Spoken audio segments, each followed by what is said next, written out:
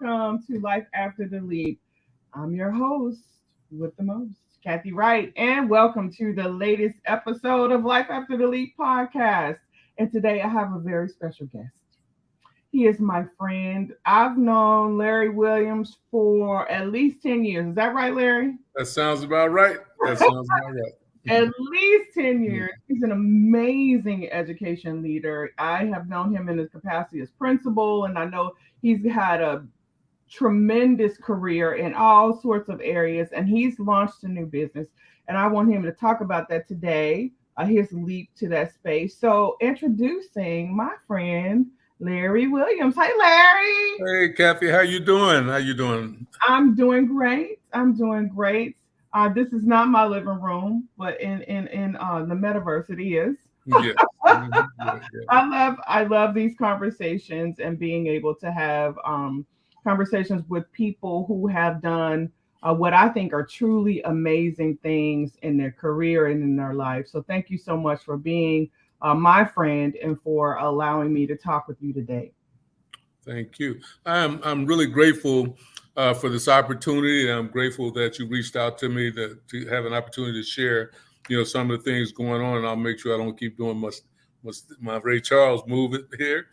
But, I just kind of noticed that I was doing Ray Charles, but give you an opportunity, to ask me some questions about, making a transition on a different journey. I'm really looking forward to it, and hopefully that is helpful for myself as well as anyone that listens. Thank you so much, Larry. So, all right, first of all, you gotta tell all of our viewers, what was your role? What kinds of roles have you had in life that kind of got you to this next level you're about to? Well, that's a great question. As I was transitioning from education, I'll take it a little backwards. So I was in the Air Force for 21 years. And the whole time I was in the Air Force, I really felt that something was holding me back, but I continued to stay in because there were so many people that I'd met. They would always say, oh, man, if I'd have stayed in, I've been retired now. And I never wanted to say that. So that was really a catalyst for my career and keeping me in the Air Force for 21 years. So I get out of the Air Force. My main goal was I wanted to be a mental health counselor for veterans with PTSD. And so as I was finishing up my counseling education and was starting to look at jobs, I was like, man, they don't make any money. And so now if you take it like this, so I was in the Air Force, as a servant for the federal government, for the military, you didn't make any money either. So I was like, man, I don't want to do that. And so I talked to, I remember Dr. Bradley O'Bradley, he's over at Xavier. And so I went over into school counseling. And so we were doing the school counseling. I said, Larry, man, you really look like an administrator. Bring me your transcripts. Let me take a look at it. So I was doing school law or something like that. And so I brought the transcript. He said, Larry, all you need is I think it was like 5 or 6 more classes to get your administrative license. And so I just went on and just kind of completed it all at once. So the thing is, going from the military, school counselor, and then administration. And so coming full circle, it was just something that had been, eating at my craw, however you want to say that I really wanted to go and start my own thing and go back into what I wanted to do after the Air Force, was to be a mental health counselor, because I saw the need. Of course, with the veterans are still there, but then working with the children and families as a school counselor and a school administrator, I saw that the need was great. And especially after coming off of COVID and seeing some of the, having some of the interaction with kids and parents, and my thing, and I know I always tie it to social isolation, but if you look at social isolation theory, it gives you a whole different definition of what it is. But for the most part, we were socially isolated. I hope that helps. No, that definitely helps, because it kind of sets the stage for where you're moving now with your new business that you're launching. But I think it's like really important to note, though, that you had a 21-year career in the Air Force where you learned a ton of leadership stuff. That's correct. Right? That you were able to leverage as an education leader in your buildings and things like that. And then you also had this counseling piece, which I didn't know. Like you, when you posted that, I'm like, I didn't know Larry was into counseling, but it makes so much sense because of the high rate of success that you had as a leader. Like you were leveraging your counseling skills in your leadership space with your kids and your families. Well, I'm glad you noticed that. Maybe you should have been my boss.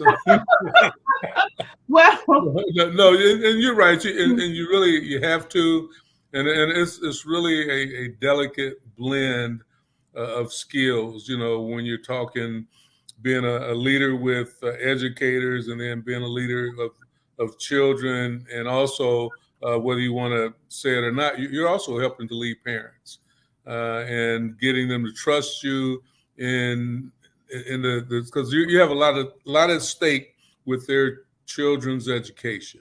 You have yeah. a lot at stake with being able to have teachers and other administrators, and you have school counselors as well, to have them trust you, and you have to really blend all your skills in a way that is transferable, if that makes sense to you.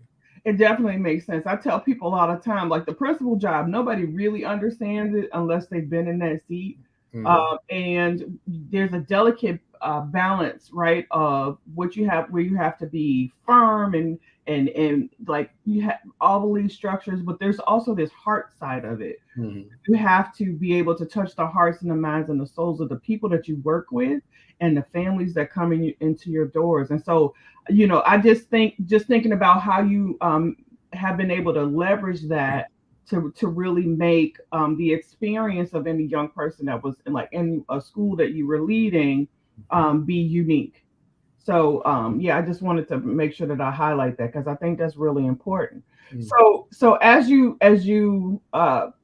were talking before, you also mentioned like the need for military veterans to have some support around this PTSD piece, which I think is huge. I think there's so much PTSD, not just in the military though, right? Right, you're exactly right.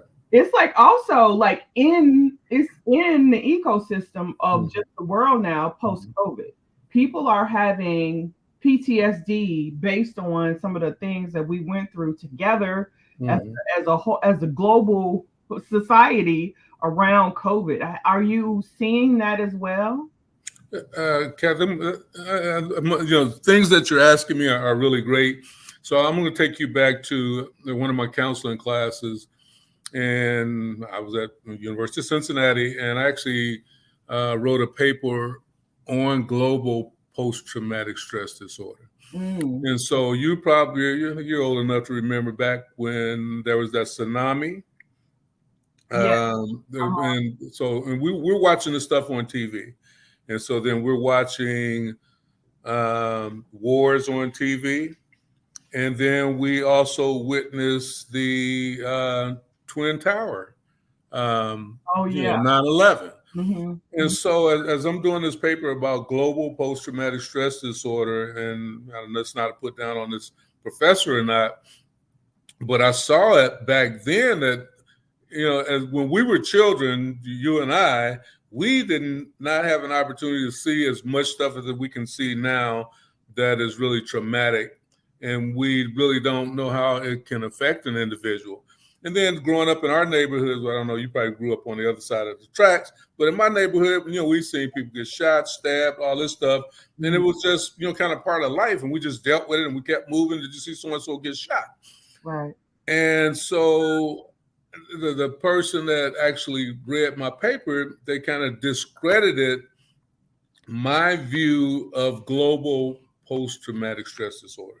Mm. And so my thinking was, we're seeing this on TV, on the internet, where back in the day, coming out of this person's perspective, it can't be global because everybody couldn't see it back then.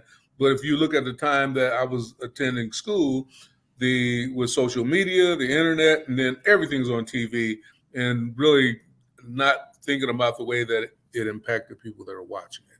And Mm. so as you tie that, I know I'm kind of rounding it into your question on the COVID piece.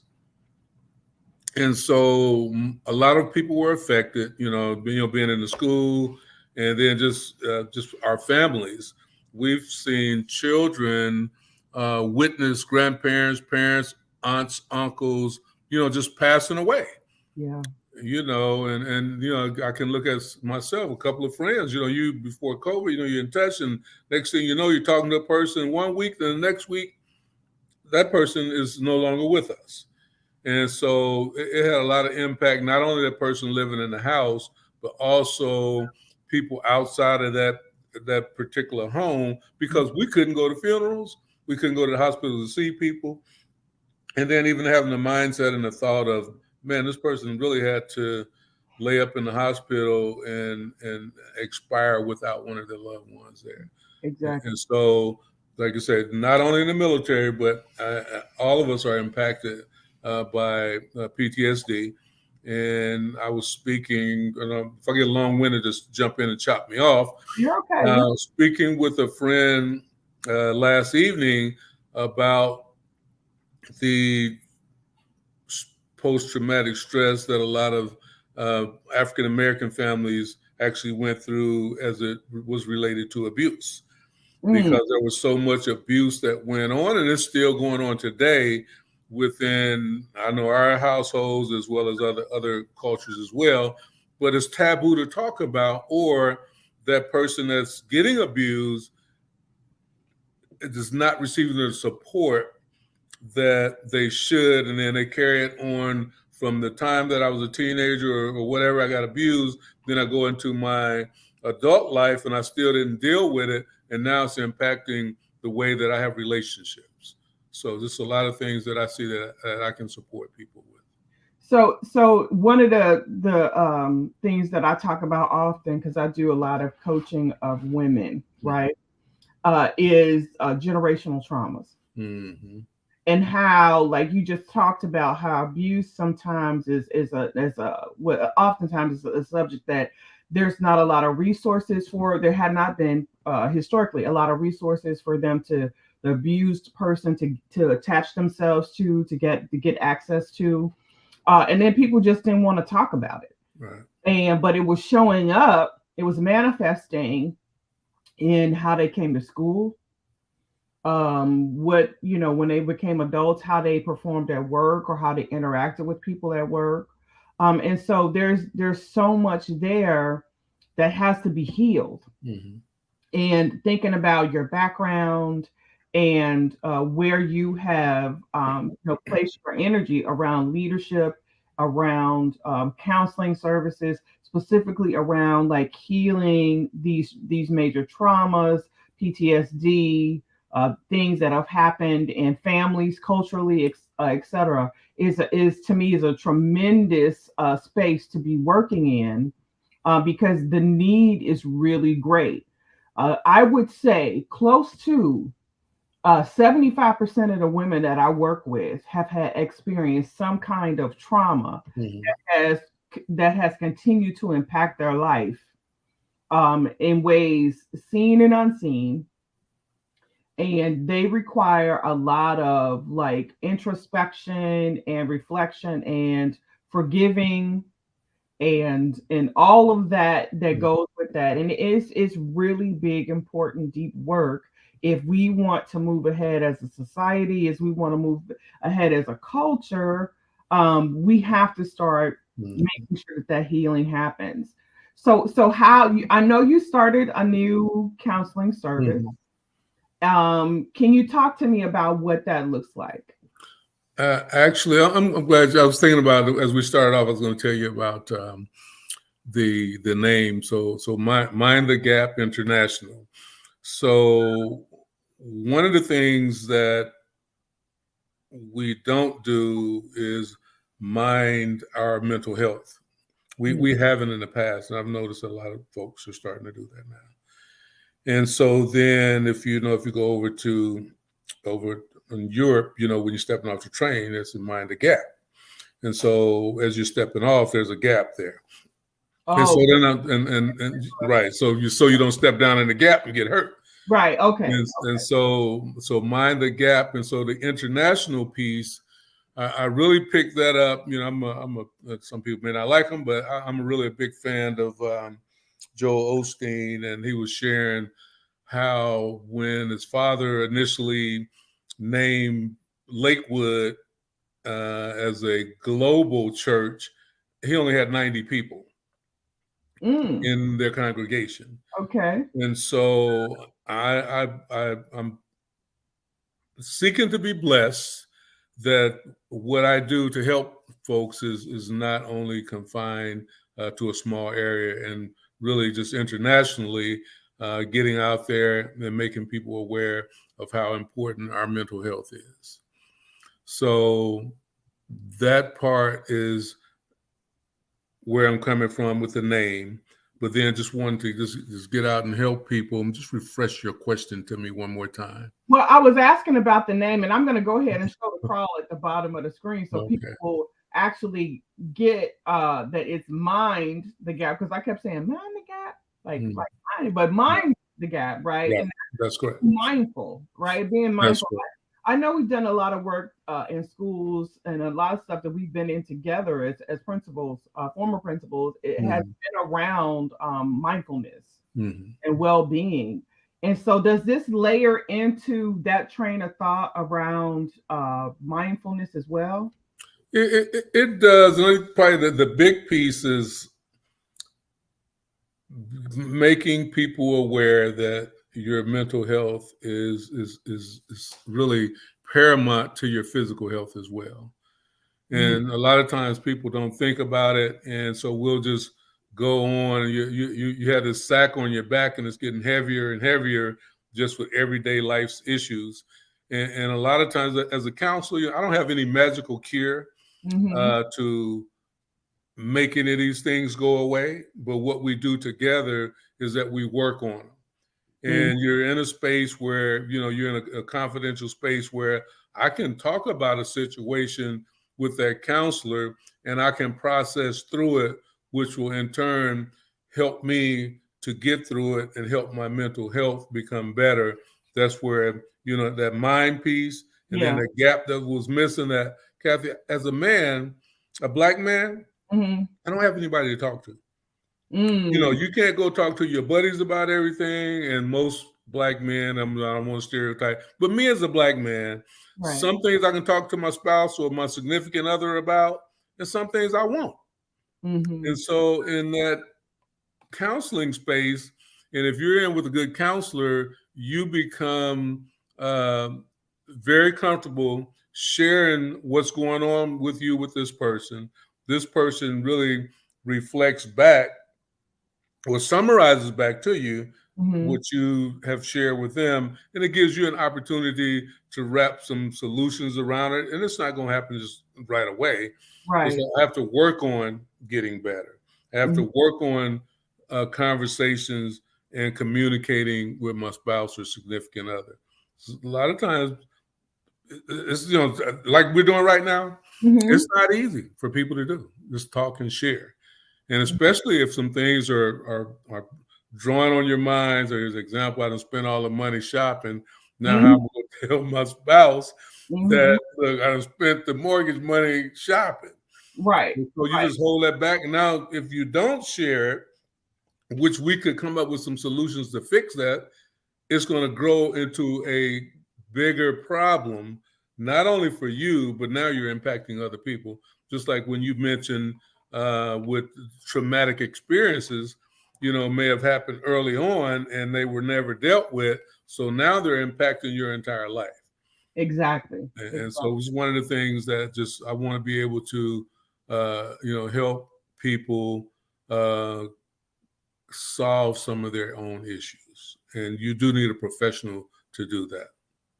And you said so many cool nuggets in there that I want to just like circle back to. Like you talked about stress, right? You talked about stress and how it can impact your health. I'm a living witness. Stress can create ailments within the body, like real serious ailments. I tell this story all the time. I felt like, sometimes when the pressure was really building, I had to have a face that was happy and smiling and put together, but my Mhm. insides were falling apart because I just, because of what my obligations were, Mhm. created a level of stress where I didn't really have time there was no time to sit and be mindful Mhm. and to Right. meditate, or really try to get myself to a point where I was really truly relaxed. Mhm. And that was just because of the work that I was doing. But then there's also for many people, like all of these past traumas that they haven't dealt with. So you compound those things and you end up in many cases with people just ready to pop. Right. And so counseling becomes a critical component for treating those that lack of wellness around your mindset, around Mhm. your overall well-being. And so I really appreciate that you are working in this space. And when you started to talk about men, right, Right. there's so much historical baggage that comes with how men have to show up in rooms, Mhm. Mhm. how they have to stay strong all the time, and they can't show weakness, and that's got to be tough. Mhm. That's Mhm. got to be tough to never allow yourself to be vulnerable, to yourself, to your family, to your friends, to whatever the situation is. And so I think counseling and you working in this space is a tremendous gift to the community to help Mhm. them, give them a lifeline to someone who has done all of the things Mhm. necessary to support wherever men might be, their families, women, anyone might need that support and working through whatever those situations are. Mhm. That's really an excellent point. And as you were saying that, I guess I really never, maybe because of my background, felt a lot of pressure in professionally, especially like as an administrator, or even when I was doing counseling, but some pressures come in your daily livings in your household. Mm-hmm. And you brought up a real good point, Cass. So, and I'm one of these people.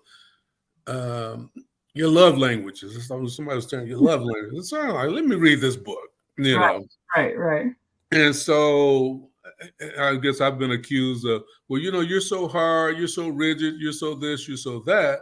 But then me as a man, or whether I was a female, whoever, we have different things that we do just unconsciously, so to speak. So I figure out I'm a provider, and that's just me.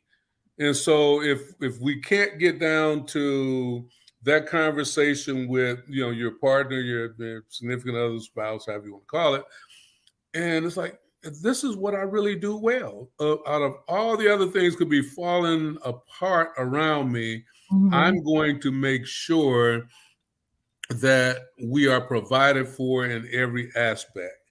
And Mm. so, just giving an example, as you're working with people in the space that I've chose to take my new journey as a counselor, you have to get people to realize, look, I do this really, really well. But people around me don't recognize it. And Mm-hmm. so how do I, as that um, counselor, help that person communicate that to, whether it's within the home or it's within the workplace?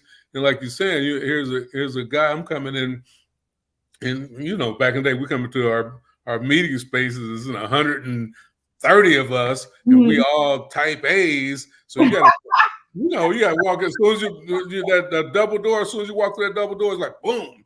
You got to go in that whole different character, no Right. matter how many bags I got on my back, Mm-hmm. how many calls I might get, or how many fires that I know may be going on uh, back at my building or my workplace. Now I have to go in this meeting, and it's almost like I'm putting on a facade of a Mm-hmm. person with a whole lot of other things going on. And Mm-hmm. so being in my place and in the space that that I'm going to say I'm blessed because God always leads me on the journey. So I guess my counsel will definitely have some spirituality in it, Yeah. that you're led to be where you are. Amen. And Yeah. as a good listener and always sharing with that person, you're going to do all the work, really, Mm-hmm. as the client. And so I'm just going to just kind of facilitate that work. And I know you asked me that question about, men, was a man, woman, or child, really me being in that place to coach or lead them through the journey that they're on that may be troubling them into a situation that will not cause them as much trouble or grief. And so they're going to figure out how to navigate themselves through a lot of that themselves. I love that. Yeah, I love that because giving them the tools to set themselves free, right? And you helping to facilitate that and lead, do it alongside them is, I think, critically important, and it really leads to sustained change for them, right? The sustained way of transforming their lives and being in a freer place, a fuller place for them, where they're loving themselves more, they're loving life more, their well-being, overall health is much more in a safe and healthy space. And so I'm really excited about taking this leap, because it's life after the leap, right? Uh, Taking this leap to this new space. So I've got your information, your phone number here at the bottom. Can people call, text now? How do you want them to reach out to you? What is there something they should bring to the call? So right now, Kathy, I'm glad you asked that. So right now, as I'm developing, all of my resources to support people, a text right now, a phone call would be healthy. And so the website and all of that is coming. And so right now you're catching me in a good space just to really introduce me to a lot of people that are out there. And so one of the things that I always try to share with people as well, even if I cannot support you with your needs, one of the things that a great counselor would do would be to refer those people to someone to get some great help. And so that's not my job as a referrer, because I want, but I can't do that. But right now, definitely just reach out to me, the text, give me a call, and we'll see how we can get things going. So you do individuals, you do families, do you do businesses or organizations who might want some tips on the topics that you talk about? So that's great. That's a great segue. I might need to hire you. So yes, individual, families, substance abuse. And one of the things that the international piece comes in is with those big groups, doing professional developments with big groups as it comes to mining that gap as far as the counseling piece goes, is huge. Because you mentioned something a little earlier, that we walk in the workspace and we got a lot going on. And so even to get people to recognize that is huge, because a lot of times we're almost robotic. Get up in the morning, this is my bread, how I win my bread, to put the bacon on the table, however you want to say it. I need to realize that, man, I got something going on. And it's like you shared, man, I got all this going on, but internally I am like destroying myself. Exactly. And it's huge to bring that to, well, we just left the education organization, bringing that to teachers, administrators of in field, and what's the other one? The ones that work in the ed center. They have issues too, or just a lot of large companies. You got big companies that are huge and impact people globally, and you got people coming in there and they got things going on. They just need to be brought to light. And so I could be the person to definitely bring some of those small things to light that you like, man, I've been dealing with that every day. I didn't know anything was going on with me. So Yeah. the whole gamut. Well, I appreciate that you're doing that work. I trust that your counseling is going to help a lot of people.